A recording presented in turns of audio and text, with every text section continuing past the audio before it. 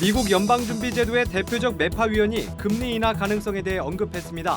최근까지 매파를 중심으로 추가 금리 인상 필요성을 언급한 것과 비교하면 상당한 변화가 감지됩니다. 국내 건설사 10곳 중 4곳이 이자조차 내지 못하는 상황입니다. 고금리에 악성 미분양까지 쌓이면서 내년 이후 건설사들의 부실이 본격적으로 터질 것이란 전망이 나옵니다. CJ E&M의 온라인 동영상 서비스 티빙과 SK스퀘어의 웨이브가 합병합니다. 두 플랫폼이 통합되면 단숨에 이용자 수 1,000만 명에 이르는 국내 1위 플랫폼으로 재탄생합니다.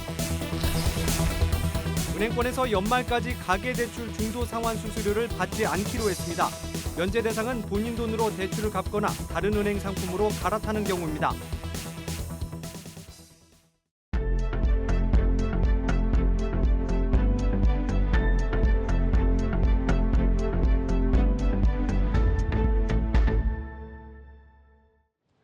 뉴스플러스 시작합니다. 미국 연준 내부에서 금리 인상 종료에 대한 목소리가 높아지고 있습니다. 이에 시장에선 금리 인하 시기가 임박했다는 기대감이 커지는데요. 월가는 내년 금리 인하를 전망하고 있습니다. 오늘의 첫 소식, 박찬희 기자의 보도입니다. 미국 기준금리를 5.5%로 끌어올리는 데 앞장서며 연준 내 대표 매파 인물로 등극한 크리스토퍼 월러 이사가 긴축 종료를 시사했습니다.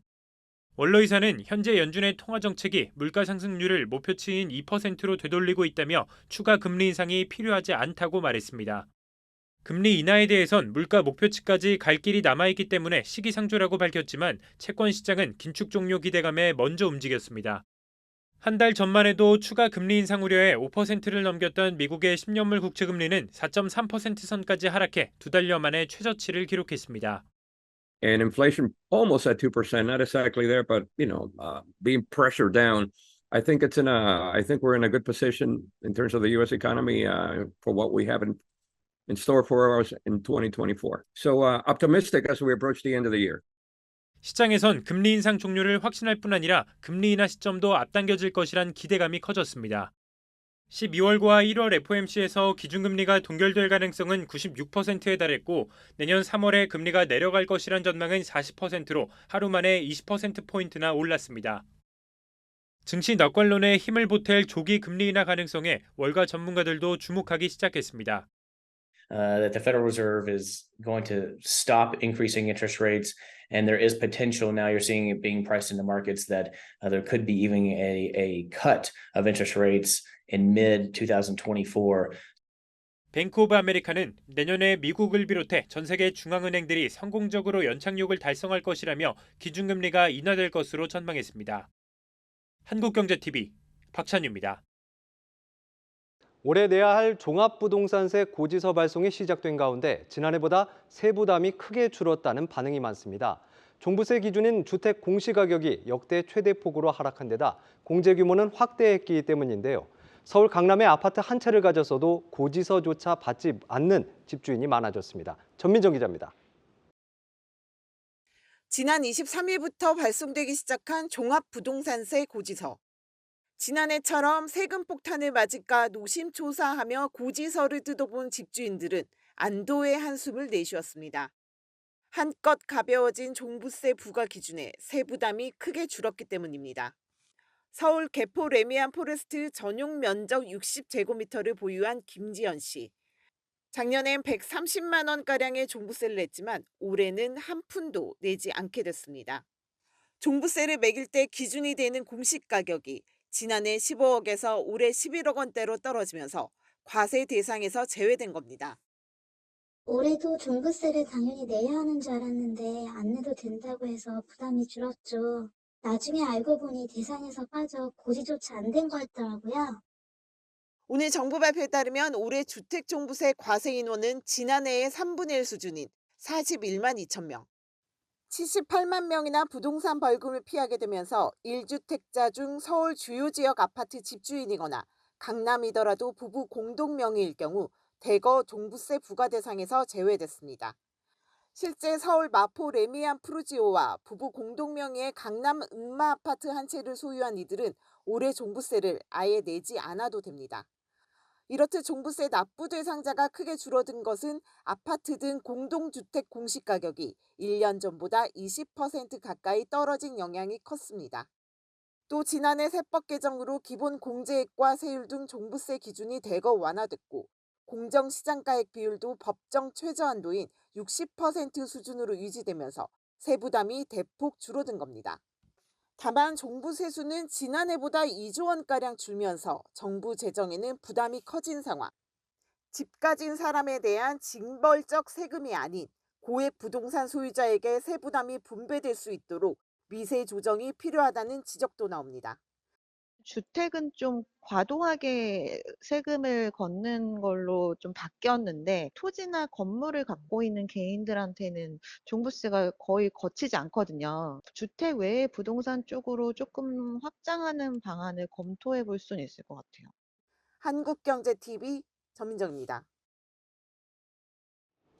유동성 문제로 어려움을 겪는 건설사들, 내년에는 문제가 더 심각해질 전망입니다. 취약한 재무 구조에 악성 미분양까지 쌓이면서 회사 존립 자체가 흔들릴 것이란 경고도 나왔습니다. 성나균 기자의 보도입니다. 지난해 기준 잠재적 부실 기업으로 지적된 건설사는 929곳. 전체 비중으로 보면 42% 정도가 이자조차 내지 못하는 이른바 좀비 기업입니다. 건설사 10곳 중 4곳의 재무 구조가 취약한 상태인데 문제는 내년에 더욱 심해질 것이라는 점입니다. 우크라이나 전쟁이나 이스라엘 전쟁으로 이제 발생된 원자재 가격 상승이 건설업체의 영업이익을 악화시키고 있고 2022년부터 증가된 고금리 기조로 인해서 이자 비용 역시 증가한 상황입니다. 2024년 이후로 더 많은 부실이 증가될 것으로. 악성 미분양으로 불리는 준공후 미분양도 어느새 10,000가구에 육박할 정도로 쌓였습니다. 지방에 주택 사업장이 많고 유동성 위기에 놓인 중견 이하 건설사들이 고스란히 직격탄을 맞게 된 겁니다. 지방을 시작으로 건설사들의 줄도산 공포가 더욱 커지는 이유입니다. 건설사들의 실제 위기는 이제부터 시작이라는 부정적 전망도 잇따르고 있습니다. 한국신용평가는 중견급 이하 건설사는 정부 지원이나 자산 담보 없이 회사채 발행이 어렵다며 10% 내외의 고금리도 부담 요인이라고 설명했습니다. 유동성의 부담을 느끼고 있고 많은 건설업체들이 어려움을 겪고 있기 때문에 중소건설사들의 유동성 위기는 대형 건설사의 유동성 위기로 번질 가능성이 있습니다. 건설업 전반에 역대급 한파가 불어닥친 상황. 정부가 유동성 공급과 부실기업 선제적 구조조정 등을 동시에 단행해야 한다는 목소리가 높아지고 있습니다. 한국경제TV 성나균입니다. CJ그룹의 온라인 동영상 서비스 OTT 플랫폼인 티빙과 SK그룹의 웨이브가 전격적인 합병을 추진 중입니다.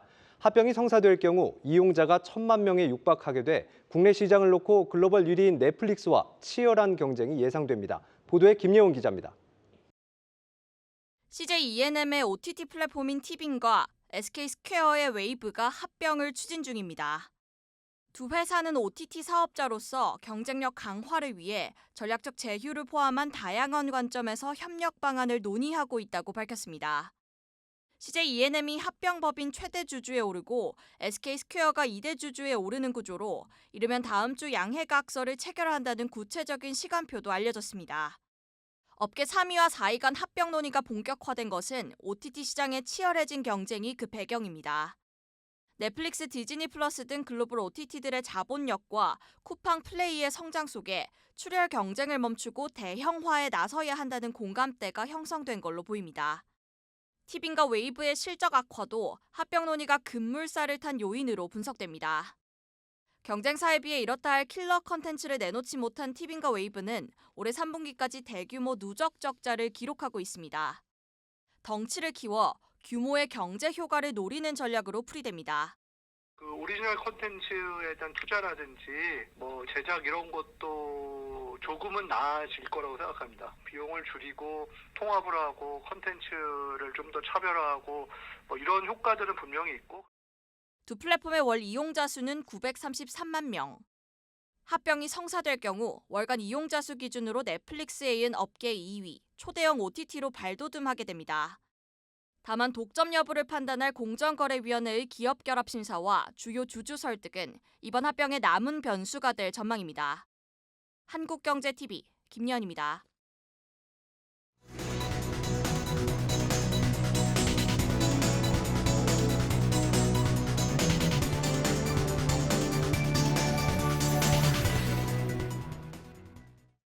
마켓플러스입니다. 오늘 첫 소식은 엑스포 관련 소식으로 준비했습니다. 자, 오늘 새벽 프랑스 파리에서 진행된 2030 엑스포 개최지를 선정하는 투표에서 이 부산은 사우디 리야드에 뒤지며 다음을 기약하게 됐는데요. 자, 윤석열 대통령은 오늘 대국민 담화를 통해서 민관이 함께 정말 아쉬움 없이 뛰었다며 핵심 파트너국인 사우디아라비아의 엑스포 유치를 축하한다고 전했습니다. 자, 실제 정부와 국내 기업 관계자들은 500여일 동안 총 1989만 킬로미터, 지구 500바퀴 가까이 돌면서 유치전을 총력으로 펼쳤습니다. 네, 하지만 부산의 엑스포가 유치될 것이다, 이 같은 기대감에 올랐던 관련 종목들 오늘 상승분을 반납했습니다. 네, 특히 가장 많은 기대감을 받았던 시공테크는 실망감에 오늘 20% 넘게 하락하면서 거래를 마쳤습니다. 네, 다음 소식은 오늘 증시를 달궜던 특징주 관련 내용으로 준비했습니다. 네, 바로 이 정부가 그린벨트 제도 해제를 검토하고 있다, 이 같은 뉴스로 준비했는데요. 네, 업계에 따르면 정부가 다음 주 중으로는 그린벨트 해제 방안을 검토할 계획이다, 이 같은 소식이 전해졌습니다. 네, 만일 규제가 완화된다면 지난 2015년 이후 7년 만인데요. 네, 오늘 담화에서 윤 대통령이 엑스포 유치는 실패했지만 이 국토 균형 발전 전략은 그대로 추진하겠다, 이렇게 밝힌 만큼 시장의 기대감도 더해졌습니다. 네, 다만 국토교통부 관계자는 그린벨트 개선 내용 아직 정해진 바 없다면서 한 발 물러서기도 했습니다. 네, 이 같은 해명에도 오늘 국내 증시에서 기대감이 반영되면서 일부 종목이 급등했습니다. 네, 오늘 상승한 기업들, 그린벨트로 묶인 토지를 보유하고 있는 기업들인데 일부 종목 보시면 이렇게 상한가에 진입하기도 했습니다. 네, 하지만 아직 정책이 확정되지 않았고 정부도 정해진 내용은 없다고 밝힌 만큼 신중한 투자가 필요하다는 조언도 나오고 있습니다. 네, 오늘도 마지막 소식은 주식시장에서 눈을 돌려서 다른 시장 이야기로 준비했습니다. 네, 바로 외환시장 이야기인데요. 네, 최근 달러와의 약세가 이어지고 있습니다. 네, 오늘 서울 외환시장에서도 원달러 환율 1290원 선을 밑돌면서 거래를 마쳤습니다. 네, 최근 추이를 한번 살펴보겠습니다.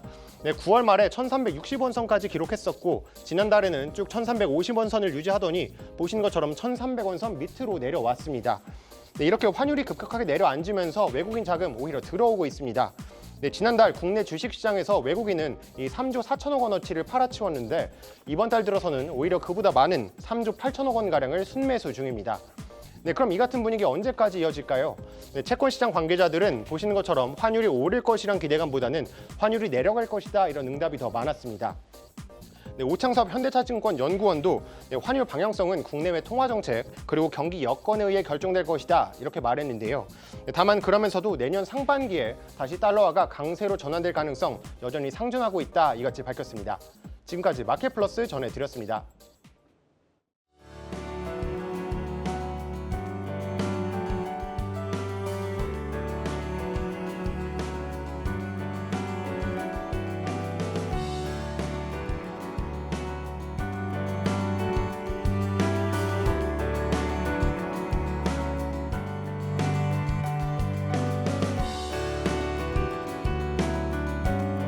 투명성을 잃으면 회사 자체를 잃을 수도 있다는 준엄한 마음가짐이 필요한 때라고 할 것입니다.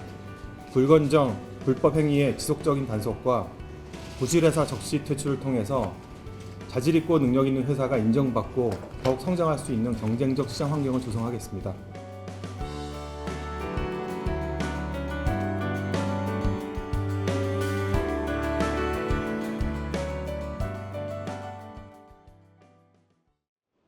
오대 시중은행과 기업은행이 12월 한 달 동안 전체 가계대출에 대해 중도상환 수수료를 면제하기로 했습니다. 주택담보대출을 갈아타기 위해선 수백만 원에 달하는 중도상환 수수료를 내야 했는데 이번 조치로 대출자들의 부담이 한층 줄어들 것으로 보입니다. 서형규 기자입니다. 6대 은행이 12월 한 달 동안 모든 가계대출에 대해 중도상환 수수료를 면제하기로 했습니다.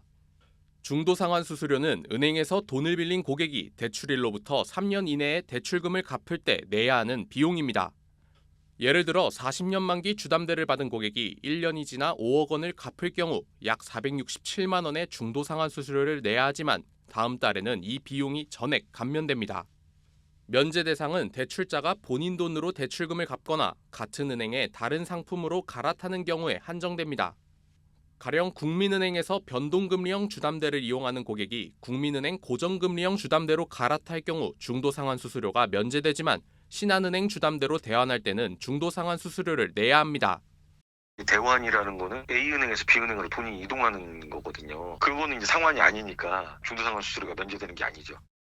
금융당국과 은행권이 중도 상환 수수료를 면제하기로 한 건 대출자들의 이자 부담을 낮추고 가계부채 건전성을 높이기 위해서입니다. 그동안 중도 상환 수수료 부담 때문에 돈을 갚는 걸 미뤄왔던 대출자들의 길을 터주고 높은 변동금리로 대출을 받은 금융소비자들은 낮은 고정금리 대출로 갈아타도록 유도한다는 겁니다. 금리가 높아진 상황에서 본인의 대출을 최대한 상환해가지고 금리를 부담을 좀 작게 하고 싶은 사람이 이제 상환을 못하게 막는 장벽으로 기능할 수 있는 부분도 지적이 되고 있는 부분이 있고 그렇게. 아울러 금융당국은 은행들이 중도 상환 수수료를 지나치게 높게 책정하는 걸 막고자 내년 중 제도 개선을 추진하기로 했습니다. 중도 상환 수수료가 불투명하고 획일적으로 책정되고 있다는 비판이 나오자 당국이 직접 나서 가이드라인을 마련하고 은행별로 수수료 산정 기준을 공시하도록 할 계획입니다. 금융위는 은행 간 경쟁을 유도한다는 계획인데 내년에는 수수료가 현 수준보다 내릴 것으로 전망했습니다. 한국경제TV 서영교입니다. 만성 신부전 환자들이 생명 유지를 위해 정기적으로 받아야 하는 혈액투석이 방식에 따라 사망 위험이 다르다는 연구 결과가 최근 나왔는데요. 국내에서 어떤 방식이 더 사용되고 있는지 김수진 기자가 취재했습니다. 혈액투석을 받고 있는 한 만성 콩팥병 환자. 만성 콩팥병 환자는 신장 기능이 크게 떨어져 있기 때문에 신장 이식을 받지 않는다면 투석 치료는 필수입니다. 투석은 혈액에서 노폐물과 과도한 수분을 제거하는 과정입니다. 신장이 해야 할 일을 투석 기계가 대신 해주는 겁니다. 환자 대부분이 일주일에 3번 병원을 방문하는 혈액투석을 받는데 사실은 혈액투석에도 종류가 있습니다. 전통적인 혈액투석과 비교적 나중에 나온 혈액투석 여과법입니다. 전통적인 방법은 작은 노폐물만 제거할 수 있지만 혈액투석 여과법은 크기가 큰 노폐물도 함께 제거할 수 있다는 특징이 있습니다. 요독물질 등으로 불리는 노폐물은 혈액에 많이 남을수록 두통이나 구토 등을 유발할 수 있습니다. 최근에는 혈액투석 여과법을 사용하면 전통적인 방식에 비해 환자의 사망 위험이 23% 낮아진다는 연구도 나왔습니다. 그러나 국내에서 해당 방식으로 투석하는 환자는 전체 혈액투석 환자의 13%에 불과합니다. 일본에서 혈액투석 여과법에 대한 비용을 정부가 일부 지원해 해당 방법을 사용하는 환자가 크게 늘고 있는 것과는 대비됩니다. 우리나라에서 이렇게 활발하게 활성화되지 못하고 있는 문제가 있는데 보험 급여 정책입니다. 기존 HD보다 들어가는 비용이 확실하게 더 발생합니다. 그렇지만 지금 보험 정책에서는 HD 치료를 하나, HDF 치료를 하나 지급하는 비용이 똑같습니다. HDF를 한다고 해서 추가적인 비용을 지급하지 않는 것입니다. 환자가 원한다 해도 병원에서 시간과 비용을 감당하고 있어 확대가 쉽지 않은 상황이라는 설명. 전문가들은 늘어나고 있는 만성 콩팥병 환자를 위해 생존율을 높이는 투석 방식에 대한 지원이 필요하다고 목소리를 높이고 있습니다. 한국경제TV 김수진입니다. 금융위원회가 정례 회의를 열고 라임 옵티머스 불완전 판매의 책임을 물어 CEO 중징계를 결정했습니다. 취재기자 연결합니다. 박수환 기자, 자세한 제재 내용부터 전해주시죠. 네, 박정인 KB증권 사장에게는 직무정지, 정영채 NH투자증권 사장에게는 문책 경고가, 양홍석 대신증권 부회장에게는 주의적 경고가 결정됐습니다. 금융위원회는 오늘 오후 2시 서울정부청사회에서 정례회의를 열고 이들 CEO에 대한 제재안을 상정시켰는데요. 앞서 금감원은 라임 옵티머스 펀드 사태와 관련해 내부 통제 기준을 마련하지 않았다는 이유로 이들에 대한 중징계를 결정한 바 있습니다. 이 밖에 신한투자증권과 신한은행, 신한금융지주에는 각각 5천만 원의 과태료가, 중소기업은행에는 기관경고와 과태료 5천만 원이 매겨졌습니다. 금융위 관계자는 신한투자증권과 KB증권의 경우 다른 금융회사와 달리 라임 관련 펀드에 레버리지 자금을 제공하면서도 내부 통제 기준을 마련하지 않은 만큼 임원에 대하여 무거운 제재 조치가 필요했다고 설명했습니다. 이 중징계 결정이 나온 만큼 CEO를 포함해서 이제 조직 구조 전반의 변화가 불가피하죠. 증권가 분위기 어떻습니까? 맞습니다. 박 사장과 정 사장의 임기는 각각 올해 말과 내년 3월까지입니다. 문책 경고 이상의 중징계로 금융사 취업이 제한되는 만큼 이들의 연임은 사실상 불가능해졌습니다. 박 사장은 4년째 KB증권 사장으로 재직 중이고 정 사장은 지난해 사면임에 들어가면서 6년째 NH투자증권을 이끌고 있는데요. 최연만 미래에셋증권 대표를 시작으로 정일문 한국투자증권 대표, 최임은 메리츠증권 부회장 등이 경영 일선에서 물러나고 키움증권 역시 엄주성 부사장을 새 사령탑으로 낙점했죠. CFD와 주가 조작 사태, 부동산 PF를 중심으로 한 위기론이 계속되는 가운데 이번 당국 결정이 증권가 전반의 조직 개편으로 이어질지 관심이 보입니다. 지금까지 뉴스 콘텐츠국에서 전해드렸습니다. 대형 SUV로 대표되는 완성차 업체 볼보가 역대 라인업 중 가장 작은 전기 SUV를 출시했습니다. 4천만 원대라는 가격을 경쟁력으로 내세웠는데 현대차와 기아도 내년 캐스퍼 일렉트릭과 EV3 등을 출시해 소형 EV 경쟁을 본격화할 계획입니다. 이서우 기자가 보도합니다. SF 영화의 헬멧을 연상시키는 차량 전면부 위로 폐쇄형 그릴과 낮은 후드가 눈에 띕니다. 볼보에서 출시한 소형 순수 전기 SUV EX30입니다. 전장 길이 약 4m, 높이 1.5m로 역대 볼보 라인업 중 가장 작습니다. 최상위 트림까지 보조금 100%를 받아 4천만 원대에 구매할 수 있도록 가격을 설정했습니다.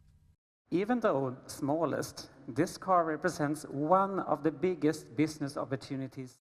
볼보는 당초 대형 전기 SUV를 출시하려 했으나 소형 모델을 먼저 내놨습니다. 최근 전기차 성장세가 주춤한 가운데 가격 부담이 덜한 소형 전기차 판매 증가세는 유지되고 있다는 점을 고려한 겁니다. 실제로 지난 9월 국내 출시된 기아 레이 EV는 국내에서 한 달 만에 1,300대 넘게 팔리며 EV9을 앞섰습니다.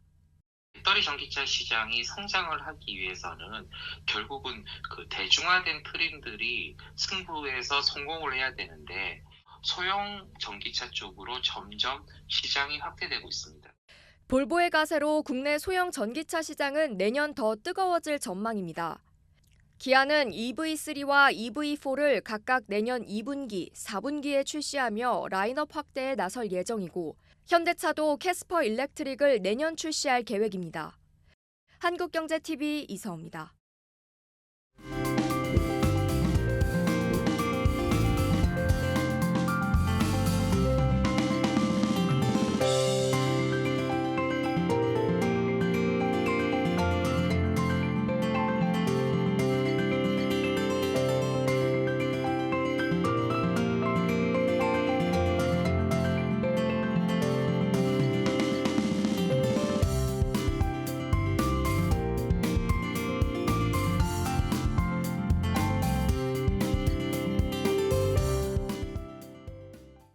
뉴스플러스 오늘 준비한 순서는 여기까지입니다. 시청해주신 여러분 고맙습니다.